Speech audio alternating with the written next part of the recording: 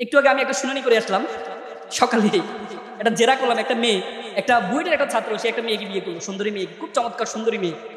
বিয়ের দিন রাতে সে দেখায় 7টা ছেলের সাথে তার সম্পর্ক, ছবি দেখায় ছেলেটাকে, বলে যে তোমার বিয়ে করছে আবার কি, কাবির নামা হচ্ছে লাকি 7 দিয়ে, মানে 7,77,760 টাকা।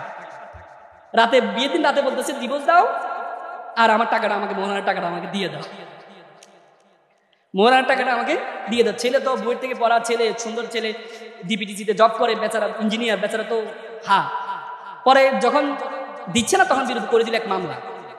তো পরে ফার্ম গেটের ছেলেটা একটা কম্পিউটার দোকান থেকে প্রিন্ট করছে, যে তাকে যে ছবিগুলো দেখে 7-8 জনের সাথে সম্পর্ক আছে, প্রিন্ট করছে। তো কম্পিউটার দোকানে উনি বলতেছে ভাই কি ঘটনা, বলছে এই অবস্থা, আমার তো ভালো লয়ার দরকার। তখন কম্পিউটার দোকান নাকি আমার কথা রেফার করলো, ক্রিমিনাল লয়ার হলে উনি এটা ভালো জানে, ওনার কাছে আপনি যান। তো সেই ইঞ্জিনিয়ার সাহেব 3-4 দিন ধরে আমাকে নিয়ে গবেষণা, ওয়েবসাইট দেখেছে, গবেষণা করে তারপর আমার চেম্বারে আসে।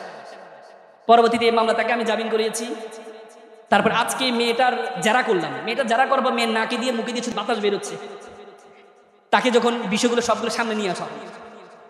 তার মানে শুধু সুন্দর দেখলেই তোমরা লাভ ঝাক করা দরকার নেই।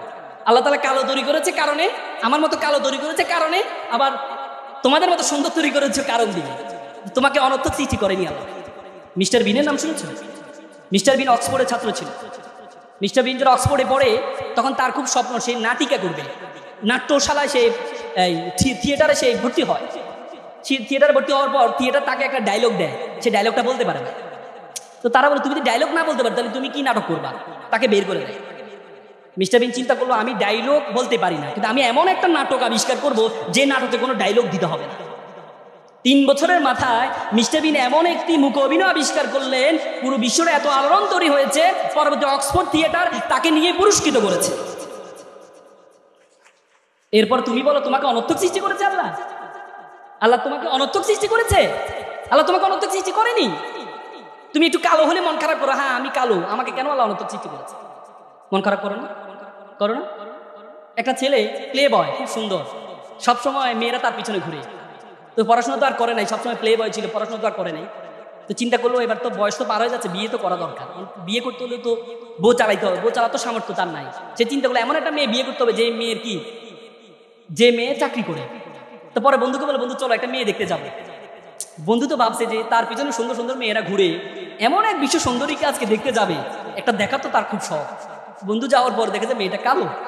বন্ধু মেয়ে তো কালো, যা বেটা, নদীর জল ঘোলা ভালো, জাতের মেয়ে কালো।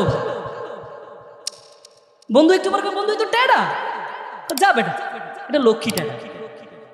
মানে তার যতগুলো উইকনেস আছে, প্রত্যেকটা উইকনেস ইউনিকনেসে পরিণত হয়েছে শুধুমাত্র তার যোগ্যতার কারণে, শুধুমাত্র তার যোগ্যতার কারণে। আর তুমি মনে তোমাকে অনর্থক সৃষ্টি করেছে? তুমি মনে করো সুন্দর সুন্দর আল্লাহ মিলিয়ে দে? না, আল্লাহ যোগ্যতায় সুন্দর দুইটাই মিলা নাকি? কোরআনে বলছে তাইয়্যিবাতুল লিত-তাইয়্যিবাত খাবিসাতুল লিল-খাবিসা। আল্লাহ কোরআনে বলছে আমি ভালোর জন্য ভালো রাখি আর খারাপের জন্য খারাপ রাখি। বুঝো না? শুধু সুন্দর দেখলে তোমরা মনে করো সুন্দর মানে অনেক কিছু না। সক্রেটিস একটা চমৎকার কথা, beauty can not escape a calamity. সৌন্দর্য কখনো কলঙ্ক থেকে মুক্তি রাখতে পারে না। তো সুতরাং সবসময় সুন্দরের পিছনে ঘুরিও না।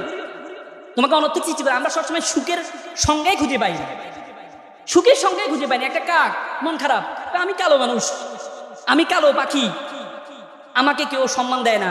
সবচেয়ে সুখী পাখি মনে হয় টিয়া পাখি। তো কাকে একদিন টিয়া পাখির কাছে গেছে তার সুখের সংজ্ঞা শোনার জন্য। টিয়া পাখি, আহা তোমাকে মানুষ, আমার মনটা খারাপ, আমাকে কেউ পাত্তা দেয় না। আমি পৃথিবীর সবচেয়ে ভালো কাজ করি, ময়লা আবর্জনা দূর করি, কিন্তু আমাকে কেউ পাত্তা দেয় না। কিন্তু তোমাকে মানুষ সবসময় আসলে, আমি বারান্দা আসলে মানুষ আমাকে দূর দূর করে দাঁড়িয়ে দেয়, আর তোমাকে আসলে মানুষ কাছে নিতে চায়, সেলফি তুলতে চায়। তুমি অনেক সুখী, সেগুলো কে বলে যে আমি সুখী? হ্যাঁ তুমি সুখী, কে বলে যে আমি সুখী? আমি কিভাবে সুখী হই? আমাকে মানুষ, আমি বারান্দায় কোথাও যাবো স্বাধীনভাবে চলতে পারি না, মানুষ আমাকে ধরে ফেলে, ধরে খাঁচার মধ্যে বন্ধ করে ফেলে। সবচেয়ে সুখী হচ্ছে রাজহাঁস। কি রাজহাঁস সুখী? কেন? রাজহাঁস দেখো কখনো বের হচ্ছে, কখনো আবার ঘরে যাচ্ছে, কত ভালো। কাক বলে তার রাজহাঁসের কাছে যায়, রাজহাঁস সাহেব শুনলাম আপনাকে খুবই সুখী। রাজহাঁস বলতেছে, বলছে হ্যাঁ আপনি সুখী তো, আপনি যেমন আপনি দেখেন সকালে আপনাকে মালিকে ঘর থেকে বের করে দেয়, আপনি সারাদিন ধরে ঘুরেন, পুকুরে নামেন, ময়লা পুকুরে নামেন, নেমে পুকুর থেকে সারাদিন ঘুরে খেয়ে দিয়ে আবার পুকুরের উপরে উঠে একটা ঝাড়া দিয়ে আপনার সকল ময়লা ফেলে দেন। এরপর আপনার মালিক বিকেলে অপেক্ষা করে আপনি কখন ঘরে আসবেন, ঘরে আসার ঢুকার সময় খাবার দেয়, আপনি ঘরে ঢুকেন, রাতে ঘুমান, আবার সকালে বের হন, আপনার মতো সুখী তো কেউ নেই। সে বলছে আমি সুখী, আমি সুখী। কে বলেছে আমি সুখী? কে বলেছে আমি সুখী? সুখী তো সবচেয়ে বেশি সুখী ময়ূর। দেখো কত সুন্দর ময়ূর, তার সাথে মানুষ ছবি তোলে, তার সাথে সেলফি তোলে, কত সুন্দর দেখতে। কাক বলে যে ময়ূর সুখী। কাক গেল ময়ূর কাছে, ময়ূরকে দেখতে গেলেও চিড়িয়াখানা ঢুকতে হচ্ছে। সে বলে ওরে বাবারে, মানুষ টাকা দিয়ে তাকে টিকিট কেটে তাকে ঢুকতেছে, তার মানে তো সুখী সে, বেশি সুখী। আমি সুখী। যে স্বেচ্ছাচারী পাখি, তুমি তো সবচেয়ে সুখী, তোমার কোনো ঝামেলা নেই, তোমাকে কেউ আটক করছে না, তুমি স্বাধীনভাবে ঘুরে বেড়াও, মানুষের জন্য কাজ করে যাও, তোমার মধ্যে সবচেয়ে বেশি সুখী হচ্ছে তুমি। কাক তখন ভাবলো, আরে আসলে কথা তো আমি না সুখী, আমি না সুখী, আমি মানুষের জন্য কাজ করে যাই, মানুষের কাজ করে যাই, কিন্তু মানুষ কখন আমার খাঁচার মধ্যে বন্দি করে না, খাঁচার মধ্যে বন্দি করে না, আমি অপরের জন্য কাজ করে যাই, অপরের সুখের জন্য কাজ করে যাই। তখন কাক সেদিন বুঝতে পারলো সে সবচেয়ে বড় সুখী। আজকে যারা তোমরা সুইসাইড অ্যাটেম্প নাও, যারা সুইসাইড অ্যাটেম্প নাও, যে তুমি সুখী না, তুমি সুখী না, তোমরা সবসময় চিন্তা করো। জাপানে একটা বই আছে, তোমরা বইটা অবশ্য পড়েছো, ইংল্যান্ডের একজন নাগরিক, তিনি জাপানের লারা হার্ভে, তিনি জাপানে চাকরি সুবাদে ছিলেন, তিনি একটা বই লিখেছেন, বইটা হচ্ছে কাইজান। সে কাইজান বইয়ে তিনি কিছু গুণের কথা বলছেন, জাপানিরা কেন সুখী। সেখানে একটি গুণের কথা বলছেন ইকিগাই। ইকিগাই মানে pursue what you can do the best, করো যেটি তুমি সবচেয়ে ভালো জানো, করো যেটি তুমি সবচেয়ে ভালো জানো। আর দ্বিতীয় আরেকটি বলছে পোমোডোরো। পোমোডোরো মানে compare, don't compare to other, অন্যের সাথে কখনো নিজেকে কম্পেয়ার করো না। আমরা অন্যের সাথে কম্পেয়ার করি। আল্লাহ রাসূলের জন্য বলেছে তুমি নিচের দিকে তাকাও, তাহলে তুমি কোনো হতাশ হবে না, যদি উপরের দিকে তাকাও তাহলে তুমি সবসময় হতাশ হবা। একটা বিল্ডিং এর 11 তলা একটা শিশু বারান্দা দিয়ে তাকিয়ে আছে, আর নিচে একটা রাস্তার শিশু, সে খেলছে, কাদা দিয়ে খেলছে। উপরে নিচের শিশুটা চিন্তা করছে, ইস আমি যদি তার মতো নতুন পোশাক পরে 11 তলায় থাকতে পারতাম। আর উপরে শিশুটা বলছে, ইস আমি যদি তার মতো এভাবে স্বাধীনভাবে নিচে খেলতে পারতাম। তার মানে আমরা অন্য দিকে তাকাই, তুমি কখনো অন্য দিকে তাকাবা না, তাহলে তুমি কোনো সুখী হতে পারবা না, তুমি অন্যের সাথে কোনো তুলনা করবা না।